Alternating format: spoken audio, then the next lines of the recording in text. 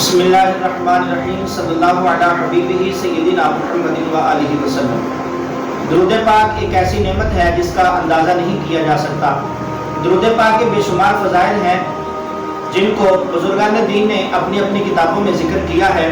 مثلا امام حافظ الحدیث شمس الدین سخاوی رحمۃ اللہ تعالی علیہ آپ نے اپنی کتاب القول البدیع میں، اور شیخ المحدثین الشاہ عبد الحق محدث دہلوی رحمۃ اللہ تعالی علیہ آپ نے اپنی کتاب جزو القلوب میں، اور خواجہ خواجگان امین الملت عطائے رسول حضور قبلہ الحاج مفتی محمد امین صاحب رحمۃ اللہ تعالی علیہ آپ نے اپنی کتاب آب کوثر شریف میں درود پاک کے بے شمار فضائل لکھے ہیں۔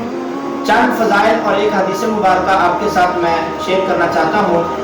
حبیب خدا صلی اللہ تعالیٰ علیہ وآلہ وسلم پر درود پاک پڑھنے والے پر اللہ تعالیٰ درود بھیجتا ہے۔ ایک کے بدلے ایک نہیں بلکہ ایک کے بدلے کم از کم 10 بار درود پاک پڑھنے والے کے لیے رب تعالیٰ کے فرشتے رحمتیں اور بخشش کی دعائیں مانگتے ہیں۔ درود پاک گناہوں کا کفارہ ہے۔ حدیث پاک میں آتا ہے، حضرت سیدنا ابی بن کعب رضی اللہ تعالیٰ عنہ آپ فرماتے کہ میں بارگاہ رسالت مآب صلی اللہ تعالیٰ علیہ وسلم میں حاضر ہوا، جا کے عرض کی یا رسول اللہ علیہ وسلم، میں آپ کی ذات پر کثرت سے درود پاک پڑھنا چاہتا ہوں یا پڑھتا ہوں، تو کتنا پڑھوں؟ پیارے آقا علیہ الصلوۃ والسلام نے فرمایا تو جتنا چاہے پڑھ۔ عرض کی یا رسول اللہ علیہ وسلم، میں اور وظائف میں سے چوتھا حصہ آپ علیہ الصلوۃ والسلام کی ذات پر درود پاک نہ پڑھ لیا کروں؟ پیارے آقا علیہ الصلوۃ والسلام نے فرمایا تو جتنا چاہے پڑھ، تیری مرضی، اگر اس سے زیادہ پڑھے گا تو تیرے لیے بہتر ہے۔ آپ عرض کرتے ہیں، فرماتے ہیں میں نے عرض کی یا رسول اللہ علیہ وسلم، میں نصف درود پاک نہ پڑھ لیا کروں؟ تو پیارے آقا علیہ الصلوۃ والسلام نے فرمایا تو جتنا چاہے پڑھ، تیرے لیے بہتر ہے کہ اگر تو اس سے بھی زیادہ پڑھے گا۔ پھر عرض کی یا رسول اللہ علیہ وسلم، اگر میرے لیے بہتر ہے اس سے زیادہ پڑھنا تو میں 2/3 درود پاک نہ پڑھ لیا کروں۔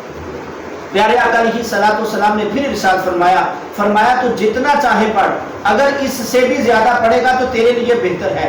عرض کی یا رسول اللہ علیہ وسلم، اگر میں سارا ہی درود پاک پڑھ لیا کروں؟